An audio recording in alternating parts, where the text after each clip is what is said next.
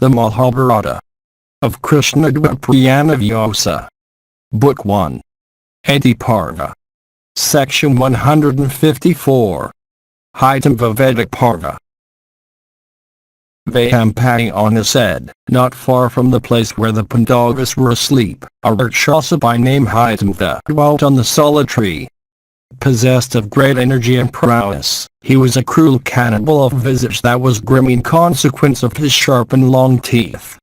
He was now hungry and longing for human flesh. Of long shanks and a large belly, his locks and beard were both red in hue. His shoulders were broad like the neck of a tree, his ears were like unto arrows, and his features were frightful. Of red eyes and grim visage, the monster beheld, while casting his glances around, the sons happened to sleeping in those woods. He was then hungry and longing for human flesh.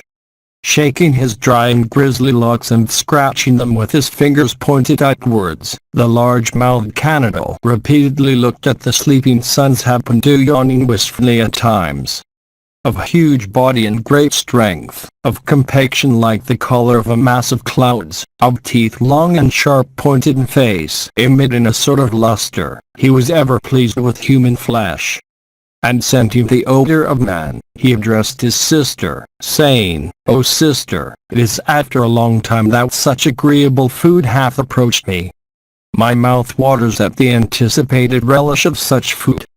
My 8 teeth, so sharp-pointed and incapable of being resisted by any substance, I shall, today, after a long time, put into the most delicious flesh.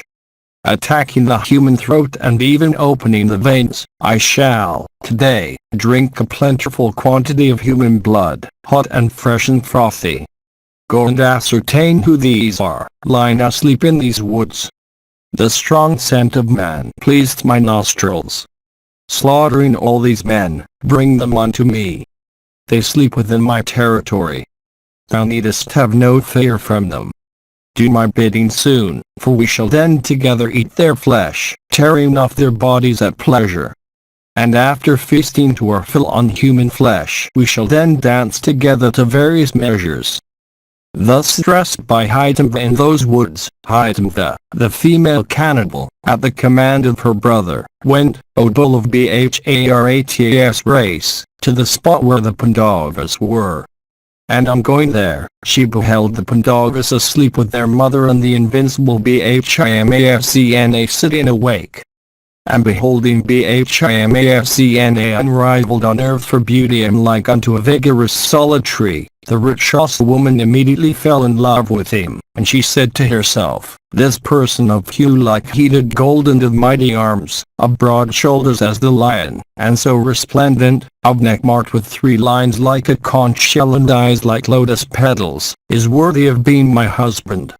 I shall not obey the cruel mandate of my brother. A woman's love for her husband is stronger than her affection for her brother. If I slay him, my brother's gratification as well as mine will only be momentary. But if I slay him not, I can enjoy with him forever and ever. Thus saying, the Rakshasa woman, capable of assuming form at will, assumed an excellent human form and began to advance with slow steps towards Bhimava's mighty arms. Decked with celestial ornaments she advanced with smiles on her lips and her modest gait, and addressing Bhima said, O bull among men, whence hast thou come here and who art thou? Who, besides, are these persons have celestial beauty sleeping here? Who also, O sinless one, is this lady of transcendent beauty sleeping so trustfully in these woods as if she were lying in her own chamber? Dost thou not know that this forest is the abode of a Rakshasa? Truly do I say, here liveth the wicked Rakshasa called Hidimva. Ye beings of celestial beauty, I have been sent hither even by that Rakshasa, my brother, with the cruel intent of killing you for his food. But I tell thee truly that beholding thee resplendent as a celestial, I would have none else for my husband save thee. Thou who art acquainted with all duties, knowing this, do unto me what is proper. My heart as well as my body hath been pierced by the shafts of, Cupid. Oh, as I am desirous of obtaining thee, make me thine. O thou of mighty arms, I will rescue thee from the Rakshasa who eateth human flesh. O sinless one, be thou my husband. We shall then live on the breasts of mountains inaccessible to ordinary mortals. I can range the air and I do so at pleasure. Thou mayst enjoy great felicity with me in those regions. Hearing these words of hers, Bhima replied, O Rakshasa woman, who can, like a muni having all his passions under control, abandon his sleeping mother and elder and younger brothers? What man like me would go to gratify his lust, leaving his sleeping mother and brothers as food for a Rakshasa? The Rakshasa woman replied, Oh, awaken all these, I shall do unto you all that is agreeable to thee. I shall certainly rescue all from my cannibal brother. Bhima then said, O Rakshasa woman, I will not, from fear of thy wicked brother, awaken my brothers and mother sleeping comfortably in the woods. O timid one, Rakshasas are never able to bear the prowess of my arms. And, O thou of handsome eyes, neither men, nor Gandharvas, nor Yakshas are able to bear my might. O amiable one, thou mayst stay or go as thou likest, or mayst even send thy cannibal brother, O thou of delicate shape. I care not. Section 155. Vayyampayana said, Hidimva, the chief of the Rakshasas, seeing that his sister returned not soon enough, alighted from the tree, proceeded quickly to the spot where the Pandavas were. Of red eyes and strong arms and the arms and the hair of his head standing erect, of large open mouth and body like unto a mass of dark clouds, teeth long and sharp-pointed, he was terrible to behold. And Hidimva, beholding her brother a frightful visage alight from the tree, became very much alarmed, and addressing Bhima said, The wicked cannibal is coming hither in wrath. I entreat thee, do with thy brothers, as I bid thee. O thou of great courage, as I am endued with the powers of Rakshasa, I am capable of going whithersoever I like. Mount ye on my hips, I will carry you all through the skies. And, O chastiser of foes, awaken these and thy mother sleeping in comfort. Taking them all on my body, I will convey you through the skies. Bhima then said, O thou of fair hips, fear not anything. I am sure that as long as I am here, there is no Rakshasa capable of injuring any of these, O thou of slender waist. I will slay this cannibal before thy very eyes. This worst of Rakshasas, O timid one, is no worthy antagonist of mine, nor can all the Rakshasas together bear the strength of my arms. Behold these strong arms of mine, each like unto the trunk of an elephant. Behold also these thighs of mine like unto iron messes, and this broad and adamantine chest. O beautiful one, thou shalt today behold my prowess like unto that of Indra. O thou of fair hips, hate me not, thinking that I am a man. Hidimva replied saying, O tiger among men, O thou of the beauty of a celestial, I do not certainly hold thee in contempt. But I have seen the prowess that Rakshasas exert upon men. Vayyampayana continued, Then, O Bharata, the wrathful Rakshasa eating human flesh heard these words of Bhima, who had been talking in that way. And Hidimva beheld his sister disguised in human form, her head decked with garlands of flowers and her face like the full moon and her eyebrows and nose and eyes and wrinkles all of the handsomest description, and her nails and complexion of the most delicate hue, and herself wearing every kind of ornament and attired in fine transparent robes. The cannibal, beholding her in the charming human form, suspected that she was desirous of carnal intercourse and became indignant. And, O best of the crews, becoming angry with his sister, the Rakshasa dilated his eyes and addressing her said, What sense this creature wishes to throw obstacles in my path now that I am so hungry? Hast thou become so senseless, O Hidimva, that thou fearest not my wrath? Fie on thee, thou unchaste woman! Thou art even now desirous of carnal intercourse and solicitous of doing me an injury. Thou art ready to sacrifice the good name and honor of all the Rakshasis, thy ancestors. Those with whose aid thou wouldst do me this great injury, I will, even now, slay along with thee. Addressing his sister thus, Hidimva, with eyes red with anger and teeth pressing against teeth, ran at her to kill her then and there. But beholding him rush at his sister, Bhima, that foremost of Smitter, endued with great energy, rebuked him and said, "Stop, stop!" Vayampadayana continued, and Bhima, beholding the Rakshasa angry with his sister, smiled, in derision, and said, addressing him, "O Hidimva, what need is there for thee to waken these persons sleeping so comfortably? O wicked cannibal, approach me first without loss of time. Smite me first, it behoveth thee not to kill a woman, especially when she hath been sinned against instead of sinning. This girl is scarcely responsible for her act in desiring intercourse with me.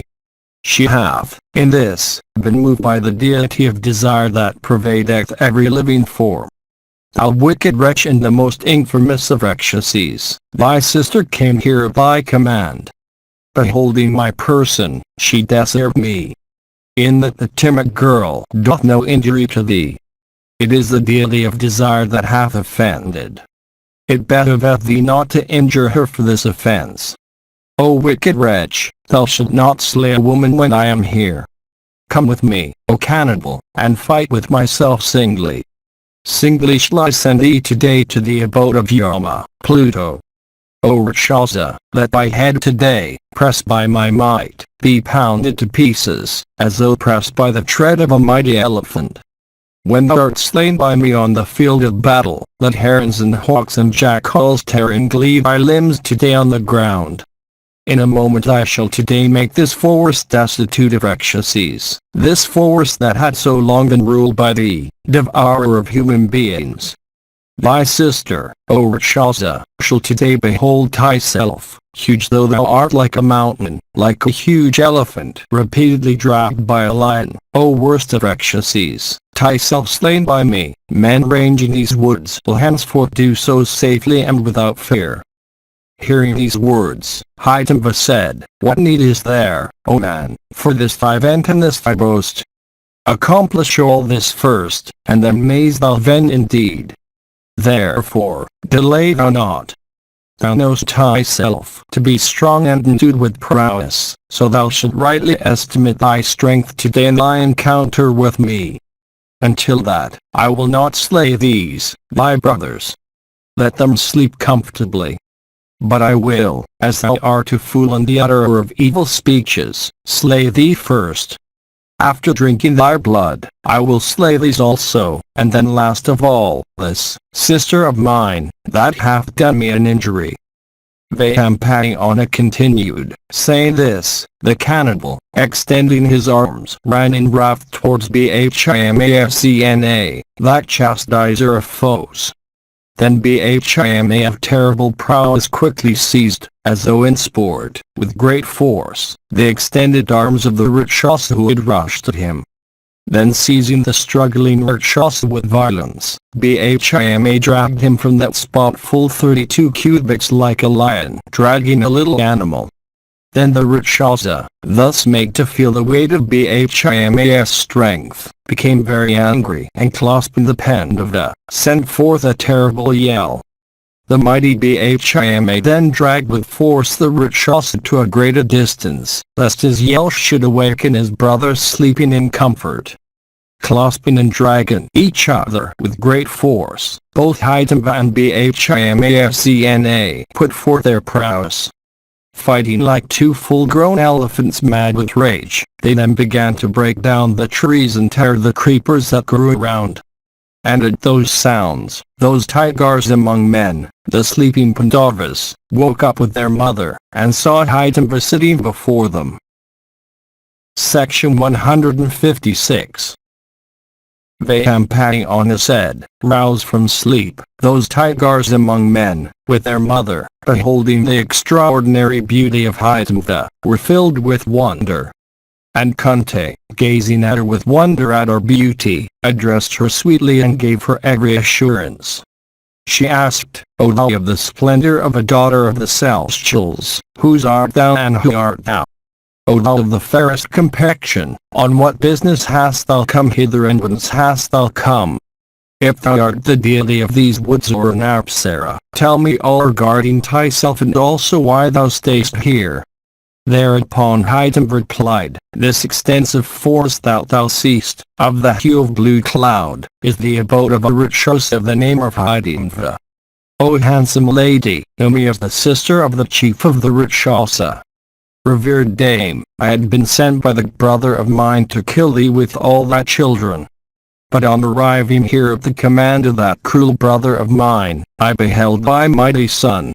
Then, O blessed lady, I was brought under the control of thy son by the deity of love who pervadeth the nature of every being, and I then, mentally, chose that mighty son of thine as my husband. I tried my best to convey you hence, but I could not, because of thy son's opposition. Then the cannibal, seeing my delay, came hither to kill all these thy children. But he hath been dragged hence with force by that mighty and intelligent son of thine, my husband. Behold now the couple, man and Rakshasa, both endued with great strength and prowess, engaged in combat, grinding each other and filling the whole region with their shouts. VYASA continued, hearing those words of hers, Yudhishthira suddenly rose up and Arjuna also and Nakula and Sahadeva of great energy, and they beheld Bhima and the Rakshasa already engaged in fight, eager to overcome each other and dragon each other with great force, like two lions endued with great might. The dust raised by their feet in consequence of that encounter looked like the smoke of a forest conflagration. Covered with that dust their huge bodies resembled two tall cliffs enveloped in mist.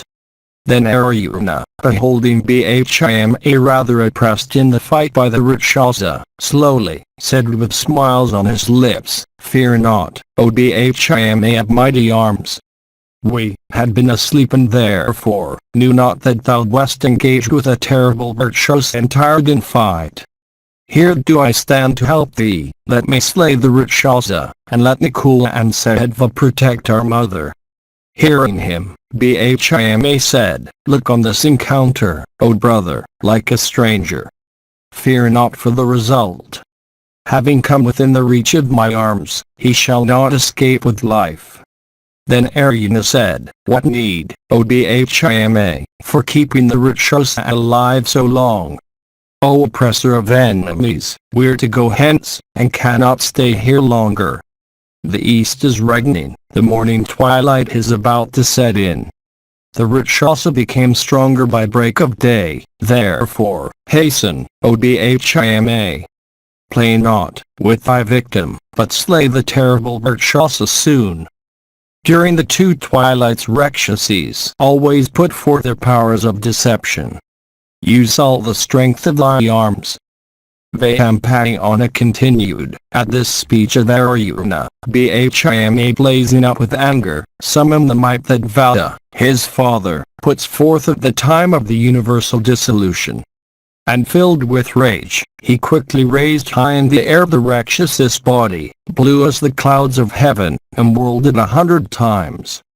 Then addressing the cannibal, Bhima said, O Rakshasa, thy intelligence was given thee in vain, and in vain hast thou grown and thriven on unsanctified flesh.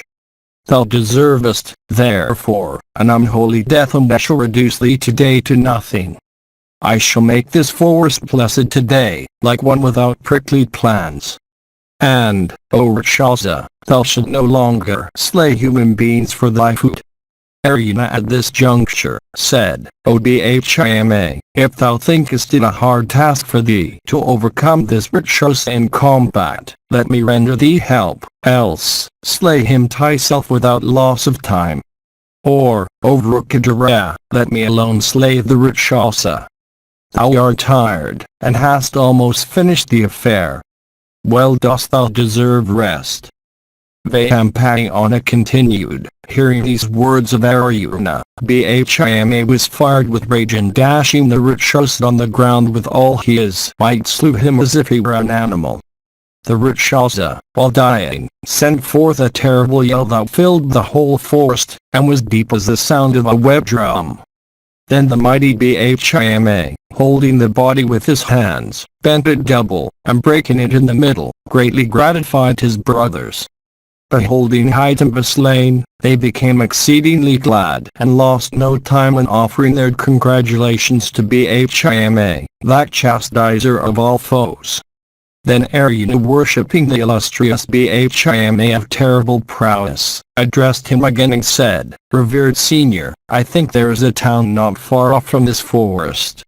Blessed be thou, let us go hence soon, so the Duryodhana may not trace us." Then all those mighty Kar warriors, those tigers among men, saying, "So be it," proceeded along with their mother, followed by Hidimva, the Rakshasa woman. Section 157.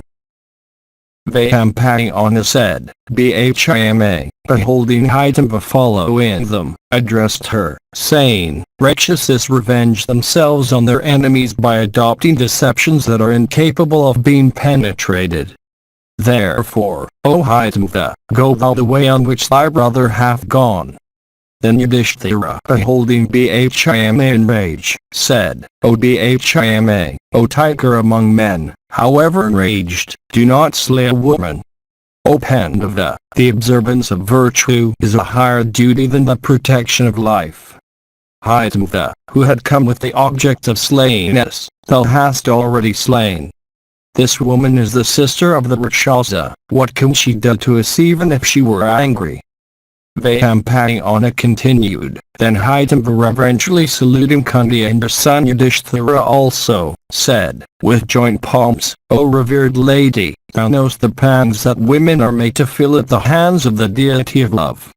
Blessed dame, these pangs, of which Bhima hath been the cause, are torturing me. I am hitherto borne these insufferable pangs, waiting for the time when thy son could assuage them. That time is now come, when I expected I would be made happy. Casting off my friends and relations and the usage of my race, I have, O blessed lady, chosen this son of thine, this tiger among men, as my husband. I tell thee truly, O illustrious lady, that if I am cast off by that hero or by thee either, I will no longer bear this life of mine. Therefore, O thou of the fairest complexion, it behoveth thee to show me mercy, thinking me either as very silly or thy obedient slave. O illustrious dame, unite me with this thy son, my husband. Endued as he is with the form of a celestial, let me go taking him with me wherever I like. Trust me, O blessed lady, I will again bring him back unto you all. When you think of me I will come to you immediately and convey you whithersoever ye may command. I will rescue you from all dangers and carry you across inaccessible and uneven regions. I will carry you on my back whenever ye desire to proceed with swiftness. Oh, be gracious unto me and make Bhima accept me. It hath been said that in a season of distress one should protect one's life by any means.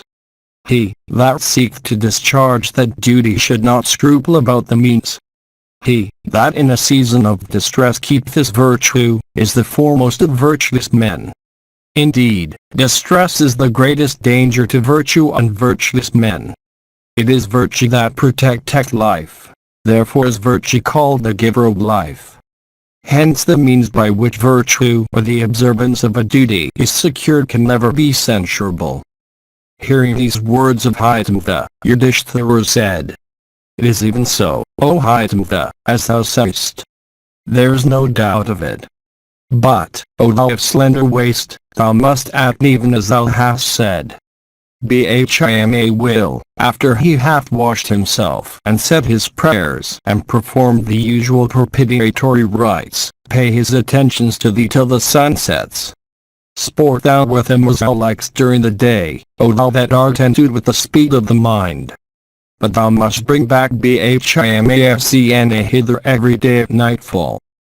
Vayampayana continued, then Bhima, expressing his assent to all that Yudhishthira said, addressed Hidimva, saying, "Listen to me, O Rakshasa woman.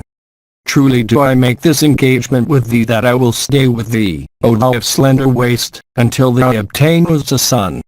Then Hidimva, saying, "So be it," took Bhima upon her body and sped through the sights. On mountain peaks of picturesque scenery in regions sacred to the gods, abounding with dappled herds and echoing with the melodies of feathered tribes, herself assuming the handsomest form, decked with every ornament and pouring forth at times mellifluous strains. Hidimva sported with the Pandava and studied to make him happy.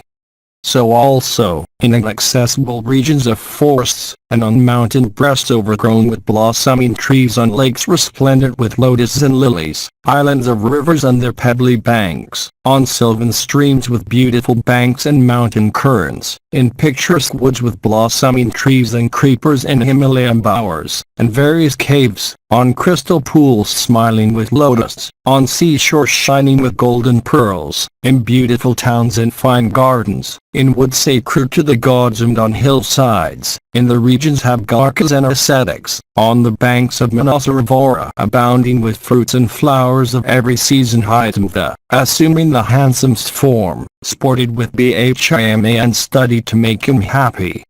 Endued with the speed of the mind, she sported with Bhima in all these regions, till in time, she conceived and brought forth a mighty son begotten upon her by the Pandava. Of terrible eyes and large mouth and straight arrowy ears, the child was terrible to behold. Of lips brown as copper and sharp teeth and loud roar, of mighty arms and great strength and excessive prowess, this child became a mighty bowman. Of long nose, broad chest, frightfully swelling calves, celerity of motion and excessive strength, he had nothing human in his countenance, though born of man. And excelled, in strength and prowess, all Pisaches and kindred tribes as well as all Rakshasas. And, O monarch, though a little child, he grew up a youth the very hour he was born. The mighty hero soon acquired high proficiency in the use of all weapons. The Rakshasa women bring forth the very day they conceive, and capable of assuming any forms at will, they always change their forms. And the bald-headed child, the mighty bowman, soon after his birth, bowing down to his mother, touched her feet and the feet also of his father. His parents then bestowed upon him a name. His mother having remarked that his head was bald, like unto a gada, water pot, both his parents thereupon called him Ghatotkacha, the pot-headed. And Ghatotkacha, who was exceedingly devoted to the Pandavas, became a great favorite with them, indeed almost one of them. Then Hidimva, knowing that the period of her stay, with her husband, had come to an end, saluted the Pandavas and making a new appointment with them went away whithersoever she liked.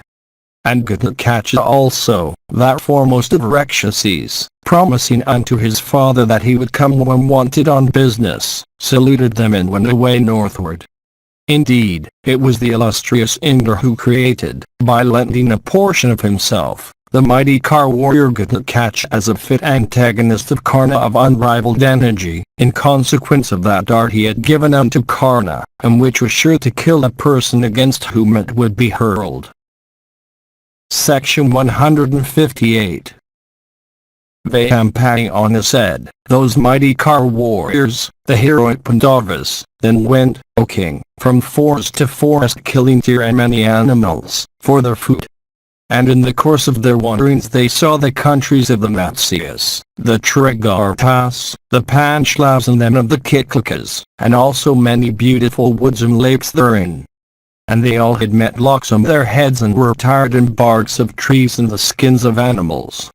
Indeed, with Kundi in their company those illustrious heroes were attired in the gards of ascetics. And those mighty car warriors sometimes proceeded in haste, carrying their mother on their backs, and sometimes they proceeded in disguise, and sometimes again with great celerity. And they used to study the Rik and the other Vedas and also all the Dhammas as well as the sciences of morals and politics. and the Pandavas, conversing with the science of mortals, met, in course of their wanderings, their grandfather, VYASA. And saluting the illustrious KRISHNA-DWAIPAYANA, those chastisers of enemies, with their mother, stood before him with joint hands.